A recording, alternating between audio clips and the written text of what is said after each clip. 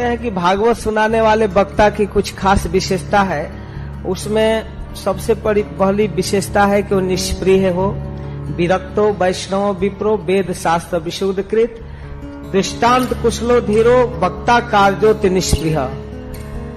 वक्ता कैसा होना चाहिए? जो शास्त्र की व्याख्या करने में समर्थ हो, उदाहरण प्रमाण देने में दक्ष हो, विवेकी हो, अत्यंत निष्प्रिय हो, विरक्त हो और सबसे बड़ी योग्यता कि वो भगवान विष्णु का भक्त हो।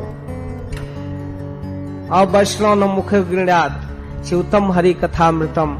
अगर भगवान का भक्त नहीं है तो उसके मुख से निकली हुई कथा सुनने लायक नहीं है। श्रवणम नैव कर्तव्य सर्पोच्छिष्ट जथापय। जैसे गाय का ही दूध है लेकिन सर्प उसको जुठार दिया है, उच्छिष्ट बना दिया है, तो उसमें विष आ जाता है। उसको पीने से लाभ नहीं, आदमी मर सकता है।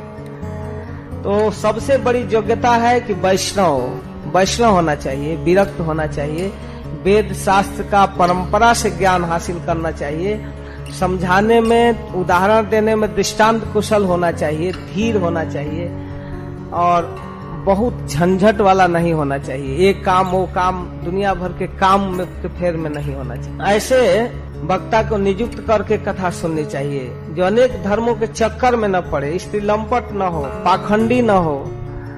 और इस प्रकार कथा सुनने की योग्यता है और भागवत के चरणों में प्रार्थना करनी चाहिए। हे श्रीमद् भागवतम, श्रीमद् भागवताख्यम प्रत्यक्ष कृष्ण एवं ही। आप साक्षात कृष्ण हैं। सुकृतोषी मया नाथ मुक्त्यर्थे भव सागरे।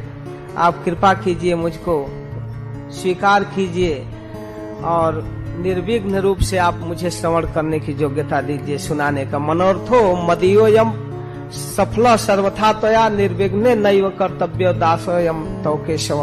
हे कृष्ण, मैं आपका दास हूँ, आपके विषय में सुनना चाहता हूँ। आप कृपा करके मुझको ऐसा अवसर प्रदान कीजिए कि निर्विघ्न मैं आपकी वार्ता सुन सकूं। इसके साथ कथा सुनने की योग्यताओं में वर्णन करते हैं कि बड़ी निष्ठा श्रद्धा से भागवत की पूजा करनी चाहिए, वक्ता में श्रद्धा करना चाहिए और कथा निराहार रहकर सुनना चाहिए।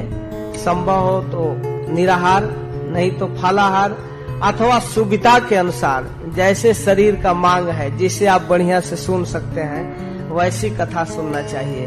अंत में कहते हैं उपवास से भोजन करना हम अच्छा मानते हैं यदि वह कथा में सहायता प्रदान करे तो। भोजनम तू बनम मन्ने कथा श्रवण कारकम। कितना छूट दे रहे हैं आप। बैठकर एकदम समाधि में विरासन पर या पद्मासन में नहीं, जैसी सुविधा हो वैसे सुनिए, आराम से सुनिए, भोजन करके सुनिए।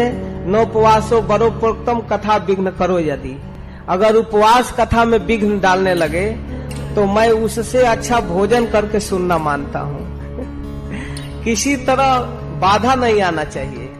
और पैर दर्द कर रहा है, कुर्सी पर बैठकर सुनिए, पैर फैलाकर सुनिए, आराम से सुनिए। सुनना मुख्य है। जिस तरह सुन सकते हैं वैसे सुनिए।